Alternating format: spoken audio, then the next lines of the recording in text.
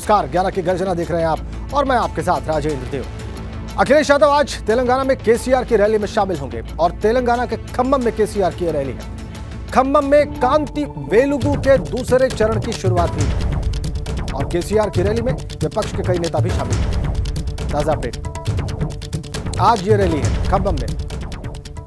के चंद्रशेखर राव, अब इनकी पार्टी का नाम है भारत राष्ट्र समिति।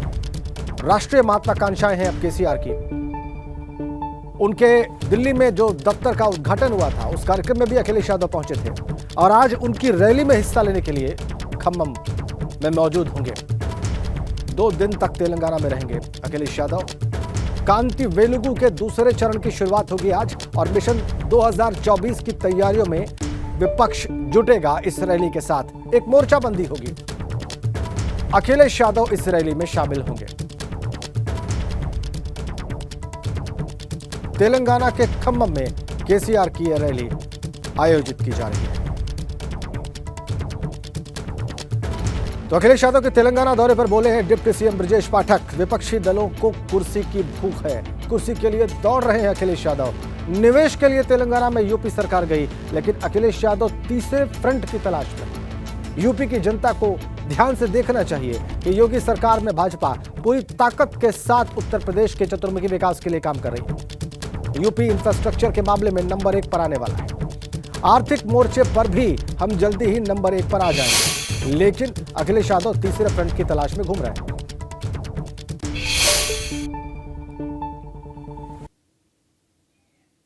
आज तेलंगाना की राजधानी हैदराबाद में हम लोग हैं।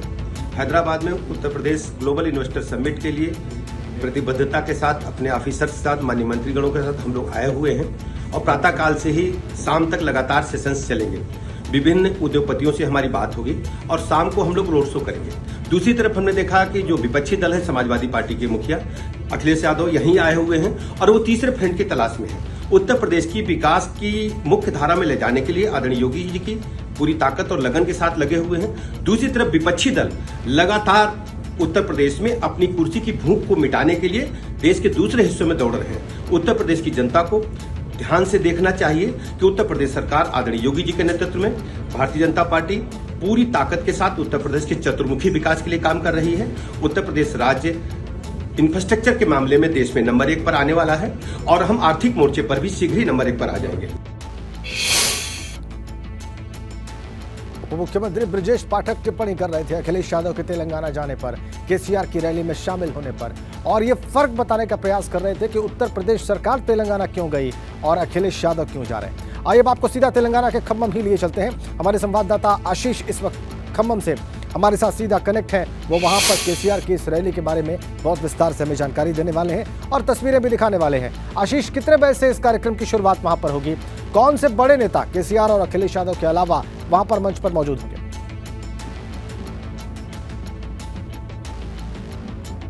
करीब 6 लाख लोगों के इस रैली में शामिल होने का अरेंजमेंट 6 लाख लोगों के इस रैली में शामिल होने का अरेंजमेंट भारत राष्ट्र समिति की तरफ से किया गया। अगर हम नेताओं की बात करें, बड़े चेहरों की बात करें जो इस रैली में शामिल होंगे, तो इसमें अखिलेश यादव होंगे, समाजवादी पार्टी के मुखिया, उत्तर प्रदेश के पूर्व मुख्यमंत्री, दिल्ली के मुख्यमंत्री अरविंद केजरीवाल, पंजाब के मुख्यमंत्री भगवंत सिंह मान, केरला के मुख्यमंत्री पिनरई विजयन, उसके अलावा लेफ्ट के नेता डी राजा शामिल होंगे, मुख्यमंत्री के चंद्रशेखर राव जो भारत राष्ट्र समिति के मुखिया हैं, जी मंत्रिमंडल के पूरे सदस्य शामिल। तेलंगाना राष्ट्र जो अब भारत राष्ट्र समिति हो गई है, उनके सारे नेता इस रैली में शामिल होंगे।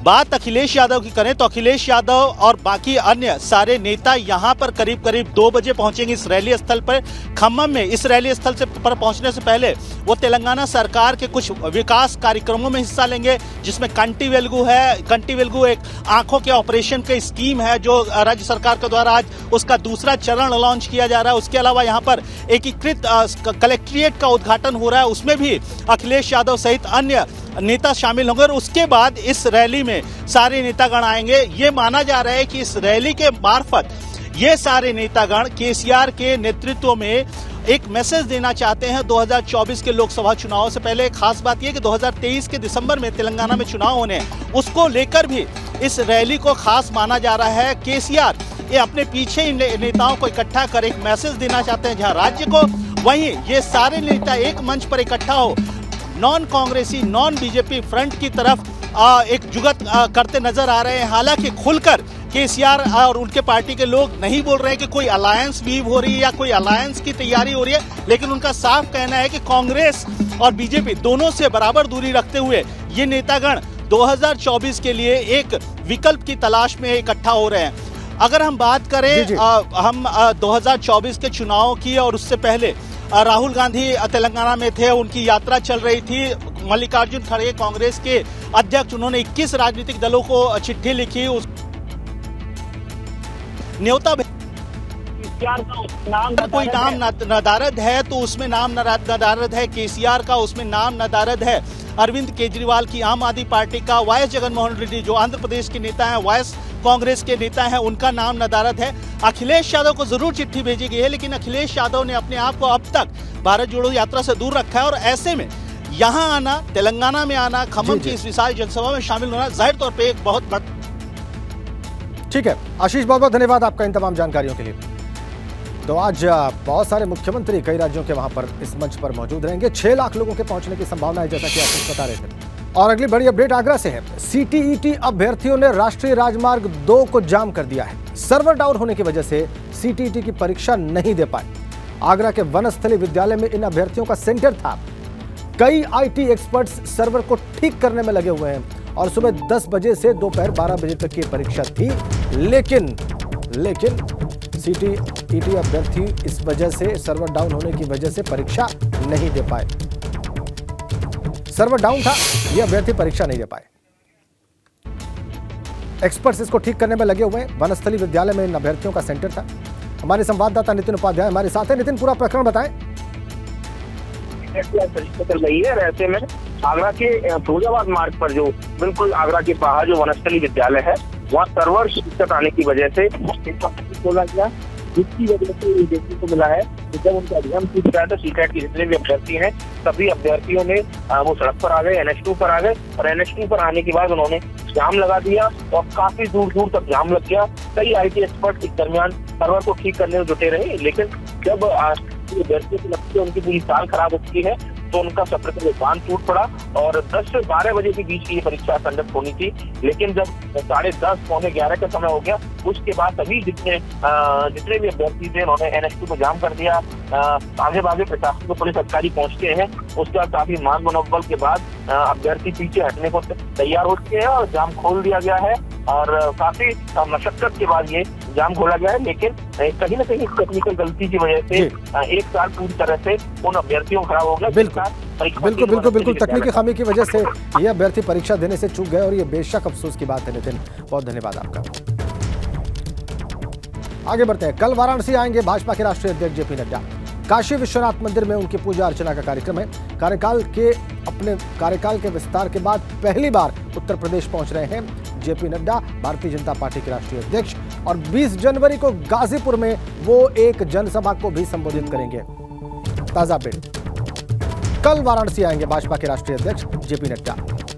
कल ही उनका कार्यकाल बढ़ा है, जून 2024 तक वो भाजपा के राष्ट्रीय अध्यक्ष घोषित किए गए हैं और अपने कार्यकाल के विस्तार के बाद पहली बार कल उत्तर प्रदेश में होंगे। भगवान काशी विश्वनाथ की पूजा अर्चना करेंगे और 20 जनवरी को वो गाजीपुर में एक जनसभा को संबोधित करेंगे। लक्ष्य भाजपा का, जो सीटें हारी हैं विधानसभा में या पिछली लोकसभा के चुनाव में, उनको जीतना, उन पर विजय प्राप्त करना। और चूंकि गाजीपुर की सभी विधानसभा सीटें भाजपा हार गई थी पिछले विधानसभा चुनाव में, इसलिए भाजपा के राष्ट्रीय अध्यक्ष जेपी नड्डा का फोकस होगा कि गाजीपुर में भाजपा के पक्ष में माहौल बनाया जाए।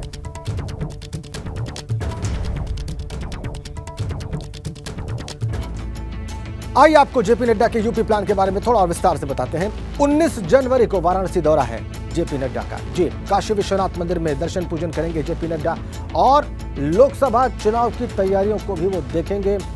20 जनवरी को गाजीपुर में वो एक उनका कार्यक्रम है, एक रैली को वहां पर वो संबोधित करेंगे और रैली के बाद जेपी नड्डा फिर से वापस राष्ट्रीय राजधानी दिल्ली के लिए रवाना हो जाएंगे।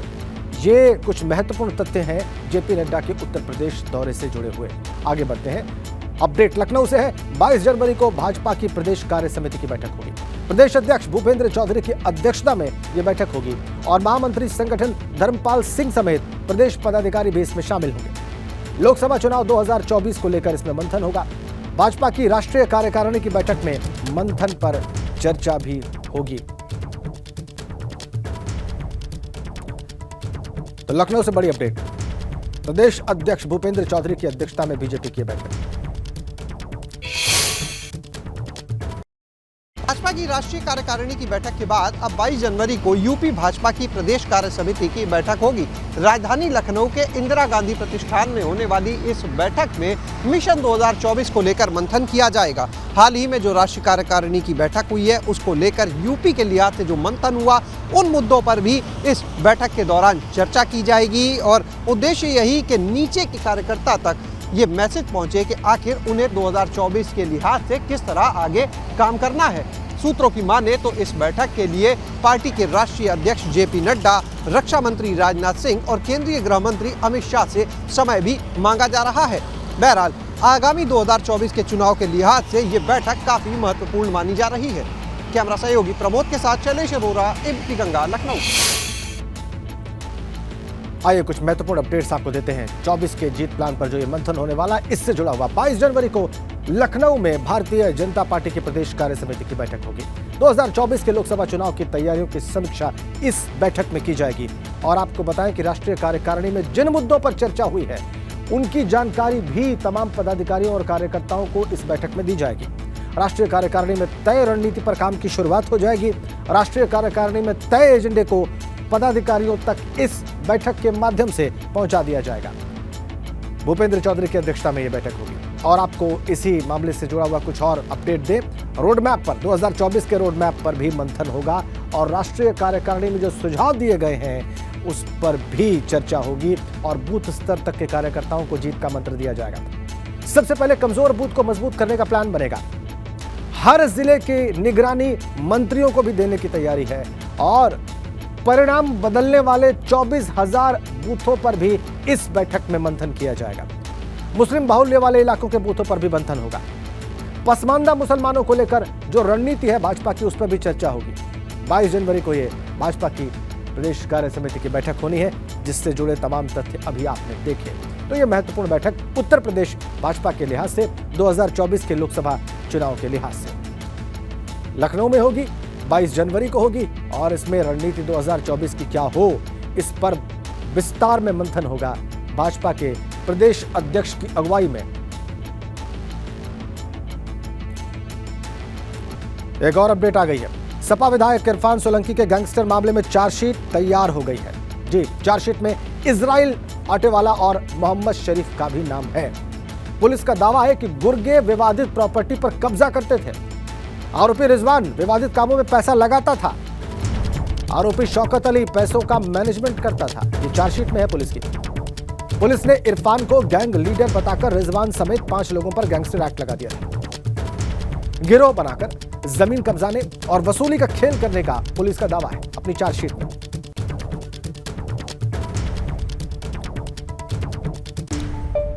और विस्तार से जान लीजिए कि इस चार्जशीट में क्या है। सपा विधायक इरफान सोलंकी से जुड़ी जो चार्जशीट तैयार हुई है इसमें इरफान के करीबी इजराइल और मोहम्मद शरीफ का नाम है और पुलिस का दावा है कि गिरोह बनाकर जमीन कब्जाने और वसूली का खेल खेला जाता था। पुलिस का दावा है कि इजराइल और शरीफ के दम पर विवादित प्रॉपर्टीज पर कब्जा किया जाता था। पुलिस का दावा है कि इरफान का भाई रिजवान विवादित के कामों में जो है विवादित प्रॉपर्टीज में पैसा लगाता था और दावा यह भी है कि शौकत अली विवादित प्रॉपर्टीज का काम देखता था।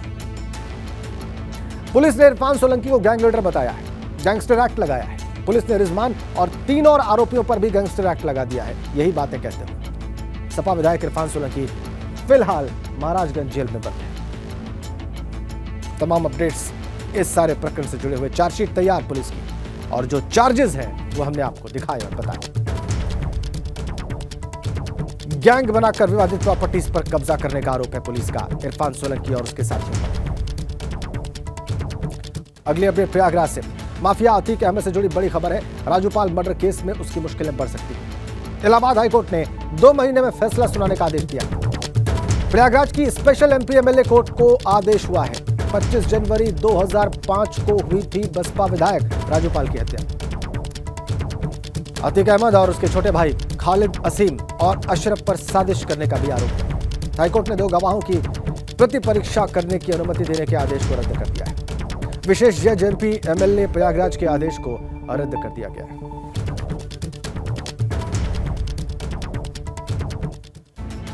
तो इलाहाबाद हाईकोर्ट का आदेश है, राजूपाल मर्डर केस का फैसला जल्द करें। 2 महीने में फैसला सुनाने के आदेश है। जी, जस्टिस डीके सिंह की सिंगल बेंच ने विशेष कोर्ट को आदेश दिया है। प्रयागराज के स्पेशल एमपी एमएलए कोर्ट को आदेश दिया गया है। हाईकोर्ट ने एमपी एमएलए कोर्ट के आदेश को रद्द कर दिया है। ये बड़ी अपडेट। 2 महीने में फैसला देने का आदेश क्यों है, आइए आपको बताते हैं। स्पेशल एमपी एमएलए कोर्ट के फैसले को चुनौती दी गई थी हाईकोर्ट में और उसके बाद यह आदेश आया। चश्मदीद गवाह कृष्ण कुमार पाल ने एमपी एमएलए कोर्ट के आदेश को चुनौती दी थी और विशेष कोर्ट ने 2 गवाहों को प्रति परीक्षा की अनुमति दी थी। हाईकोर्ट ने फिर से प्रति परीक्षा कराने की अनुमति को गलत माना है। प्रति परीक्षा, इसको पॉपुलरली ज्यादा लोकप्रिय तरीके से क्रॉस एग्जामिनेशन के तौर पर जानते हैं। गवाहों की क्रॉस एग्जामिनेशन को प्रति परीक्षा कहा जाता है। हाईकोर्ट ने कहा कि फिर से प्रति परीक्षा की अनुमति न्यायिक प्रक्रिया का दुरुपयोग है। चश्मदीद गवाह की याचिका पर विशेष कोर्ट के आदेश को रद्द किया गया है और अब 2 महीने में अतीक अहमद के गुनाहों का फैसला हो जाएगा, यह आदेश है। 25 जनवरी 2005 को बसपा विधायक राजूपाल की हत्या हुई थी। इस मामले में अतीक, उसके छोटे भाई खालिद और अशरफ मुख्य आरोपी हैं। ये इलाहाबाद हाईकोर्ट के आदेश। 2 महीने में फैसला सुनाने का आदेश है special MP MLA court. Ghazipur में एक अधिकारी का विवादित बयान सोशल मीडिया पर वायरल हो रहा है। जानकारी के मुताबिक दर्शन पूजन करने के लिए नोडल अधिकारी के साथ मुख्य विकास अधिकारी, एसडीएम सेवराई और नायब तहसीलदार हिम्मत बहादुर मंदिर पहुंचे थे। मंदिर से दर्शन पूजन कराकर लौटने के बाद सेवराई तहसील के नायब तहसीलदार हिम्मत बहादुर ने देवी देवताओं या मंदिरों में पूजा करने वाले लोगों का विरोध शुरू कर दिया है। इस दौरान उन्होंने विवादित बयान भी दे डाला। नायब तहसीलदार सार्वजनिक स्थान पर मंदिर में पूजा या आस्था रखने वाले लोगों को बेवकूफ बता रहे थे और नायब तहसीलदार बड़ी बेअदबी से जवाब देते हुए कहते हैं कि मंदिर में आस्था रखने वाले लोग बेवकूफ हैं।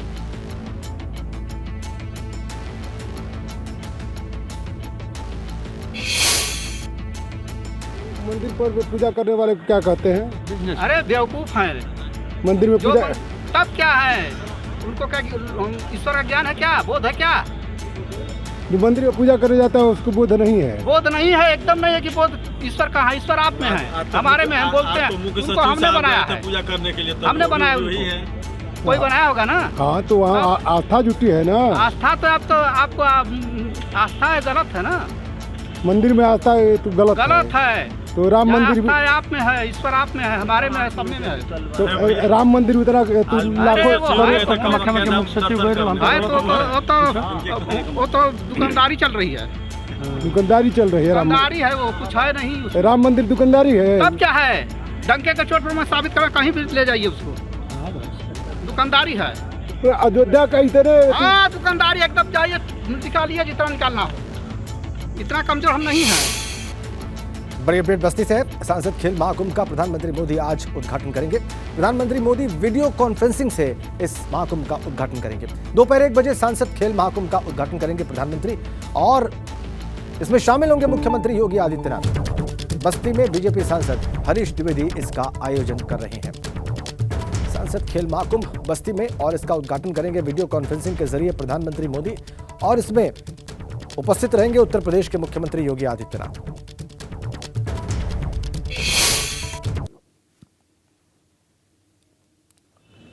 खेलों का महामेला आज से और देखिए उसकी तैयारियां। बस्ती के सांसद हरीश द्विवेदी इसका आयोजन करा रहे हैं और मुख्यमंत्री इसमें उपस्थित रहेंगे। प्रधानमंत्री स्वयं वीडियो कॉन्फ्रेंसिंग के जरिए इसका उद्घाटन करेंगे आज ही दोपहर 1 बजे। सांसद खेल महाकुंभ का उद्घाटन करेंगे भारत के प्रधानमंत्री नरेंद्र मोदी और इसमें उपस्थित रहेंगे इस दौरान उत्तर प्रदेश के मुख्यमंत्री योगी आदित्यनाथ।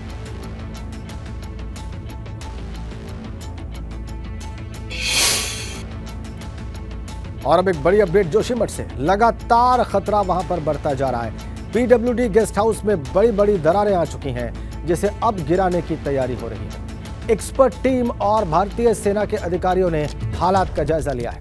अधिकारियों ने मौके पर पहुंचकर स्थिति को जाना है। सारा आकलन कर लिया गया है और इसके बाद आज पीडब्ल्यूडी गेस्ट हाउस को तोड़ा जाएगा।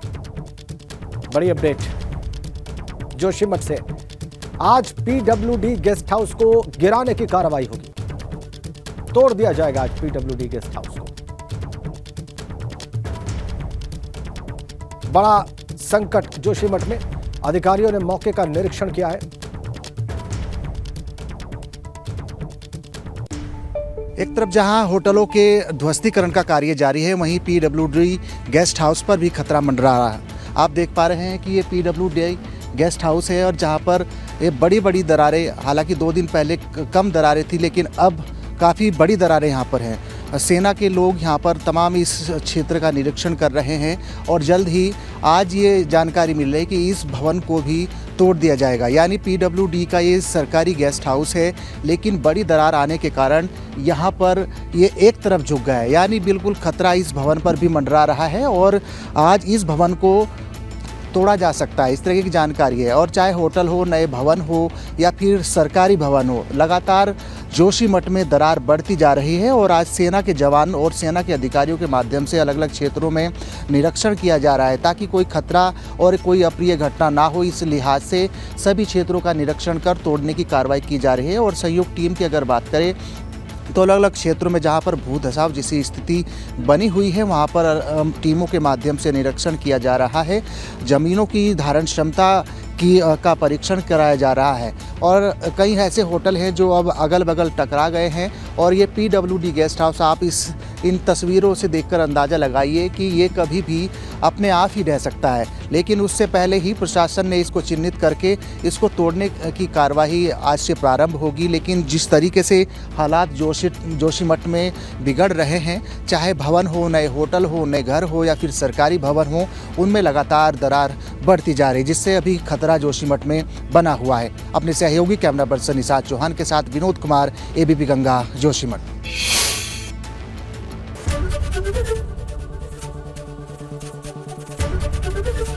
एबीपी गंगा, खबर आपकी, जुबान आपकी।